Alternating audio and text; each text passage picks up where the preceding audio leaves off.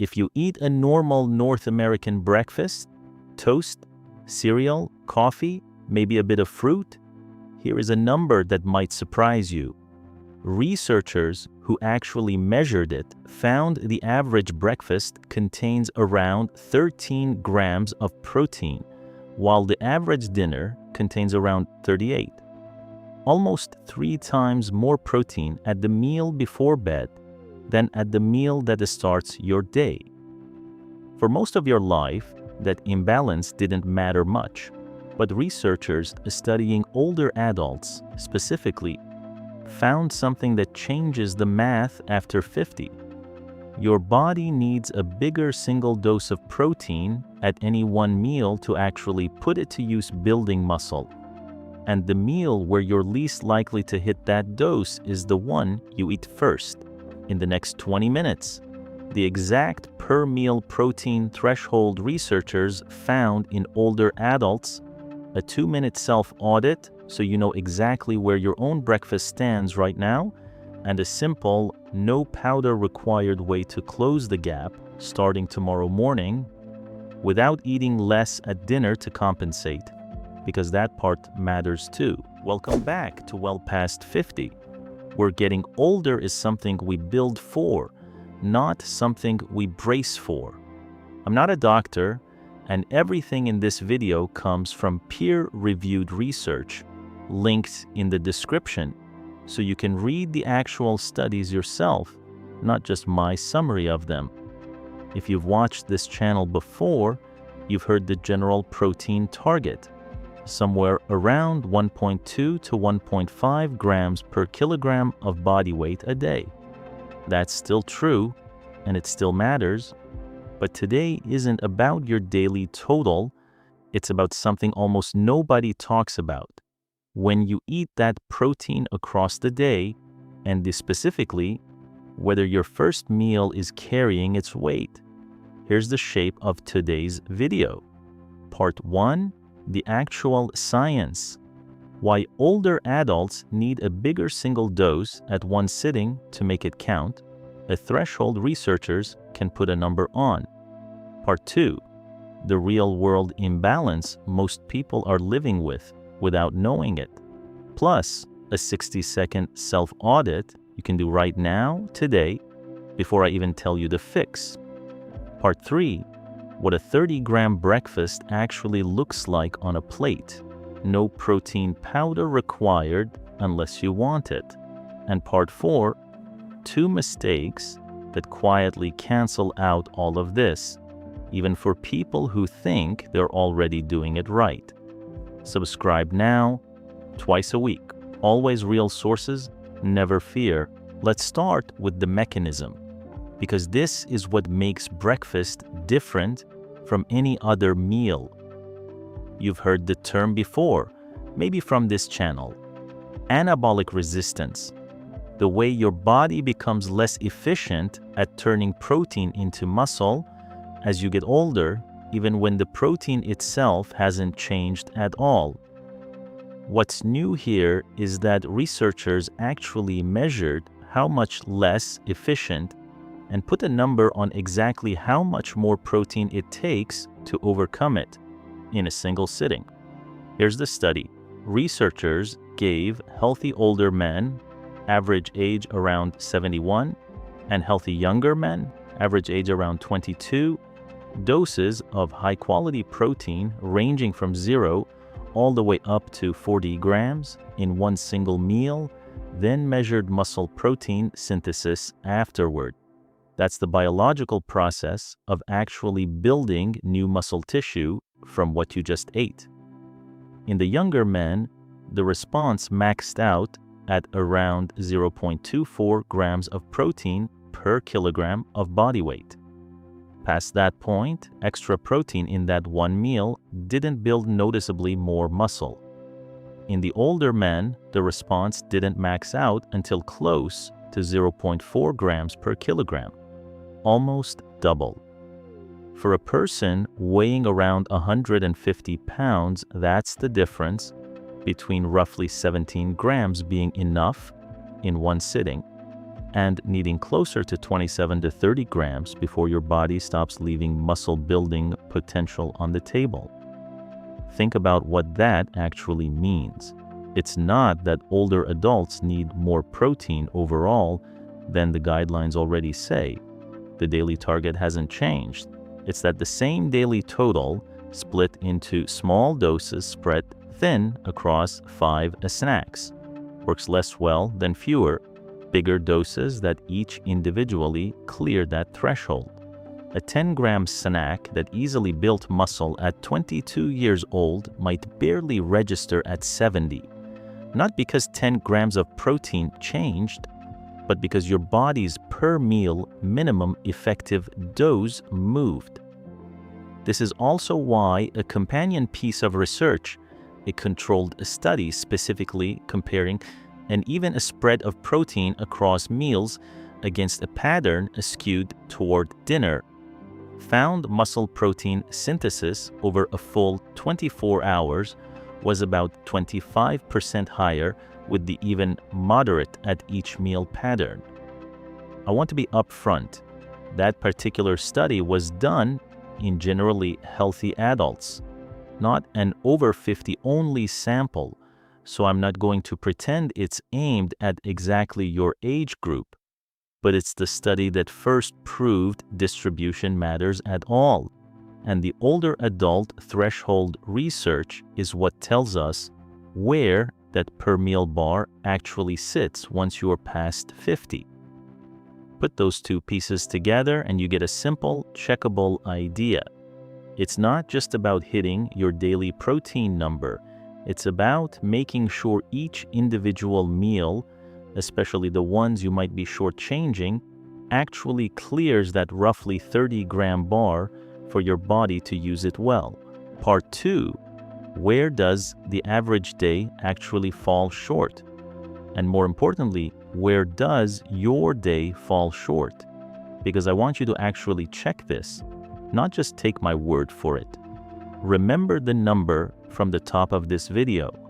Researchers measuring real dietary patterns found the average North American breakfast contains around 13 grams of protein, while the average dinner contains around 38. Lunch usually sits somewhere in between. If the threshold research from part 1 says older adults need something in the neighborhood of 25 to 30 grams in a single sitting to fully clear that per meal bar, a 13-gram breakfast isn't just a bit light, it's sitting at less than half of what your body can actually use well in one sitting. Dinner, meanwhile, often clears the bar easily, sometimes with room to spare that your body can't fully capitalize on either, because there's a ceiling on how much one meal helps, not just a floor. Here's why this happens, and it's not really anyone's fault. Breakfast in most Western diets is built around carbohydrate by default: cereal, toast, oatmeal, a bagel, fruit, coffee. All of that can be a part of a genuinely healthy morning, but none of it carries much protein on its own, so unless you're deliberately building protein into breakfast, the way you probably already do at dinner without thinking about it, the imbalance just happens by default every single day for years. Now here's your 60-second self-audit, and I want you to actually pause and do this, because guessing is exactly how this gap stays invisible. Think about what you ate at breakfast this morning or yesterday if you haven't eaten yet today. Rough numbers, nothing fancy. One large egg is about 6 grams of protein. A slice of toast, maybe 3 grams. A cup of most dry cereals with milk, somewhere around 8 to 10 grams total. A plain bagel, closer to 9 or 10, but almost all of that is carbohydrate padding, not protein. A cup of coffee with milk, 1 or 2 grams at most. Add up whatever your actual breakfast usually looks like. If you're landing somewhere between 10 and 15 grams, And for most people following a fairly typical breakfast, that's exactly where you'll land. You're sitting right in that under half of threshold zone the research describes, not because you're doing anything wrong, but because almost nobody is taught to look at breakfast this way. I want to be clear about what this isn't. This isn't a guilt trip about what you've been eating for decades. Your body isn't broken, and this isn't an emergency. It's one specific fixable gap hiding in plain sight in a meal most of us eat on autopilot, which is exactly why the fix in part 3 doesn't require overhauling your breakfast, just reinforcing it. Part 3, closing the gap in addition to what you already eat, not instead of it. The target from the research in part 1 lands around 25 to 30 grams of protein at breakfast. So let's build a plate that actually gets there, using real food, no protein powder required unless you genuinely like it. Here's proof this isn't a fringe idea. A study specifically on older adults compared adding a protein supplement at breakfast against adding the exact same supplement at lunch or dinner instead. Same people, same total daily protein, different meal. The group that added it at breakfast showed a better effect on skeletal muscle mass than the groups that added it at lunch or dinner. Same total protein for the day. The only difference was which meal carried the extra weight. That's about as direct a real-world confirmation of everything in part 1 and 2 as you're going to find. So on the plate, 3 eggs get you around 18 grams on their own. Pair that with a slice of toast and you're already past 20. A half cup of cottage cheese adds about 12 to 14 grams, and it disappears easily into a bowl with fruit if the texture isn't your thing on its own. Greek yogurt, a full cup, runs around 20 grams by itself. Swap it in for regular yogurt, and you've closed most of the gap in one move. No new ingredient, no new habit, just a different jar at the store.